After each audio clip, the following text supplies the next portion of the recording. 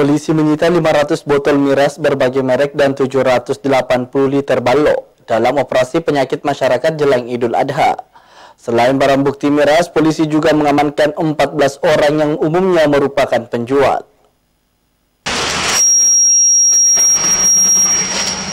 Maraknya tindakan kriminal akibat pengaruh minuman keras, Polrestabes Makassar menggelar operasi penyakit masyarakat di Kota Makassar beberapa hari terakhir.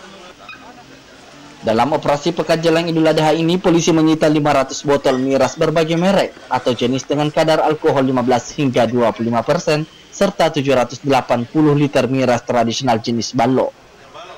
Selain menyita barang bukti, polisi juga mengamankan 14 orang yang umumnya merupakan penjual miras. Usai disita, miras tradisional jenis balok ini langsung dimusnahkan dengan cara ditumpahkan ke selokan. Miras tradisional jenis balok ini berasal dari 4 kabupaten yakni Maros, Goa, Takalar, dan Jeneponto. Menurut Kapolrestabes Makassar, Kombes Muhammad Ngajib, operasi pekat digelar jajarannya ini lantaran minuman keras jenis balok ini sangat meresahkan masyarakat.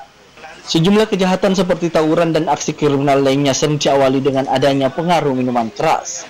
Para pelaku ini melanggar Perda Nomor 4 Tahun 2014 tentang pengawasan dan pengendalian pengadaan, peredaran, dan penjualan minuman beralkohol dan dikenai hukuman sesuai prosedur tindak pidana ringan atau TPRI.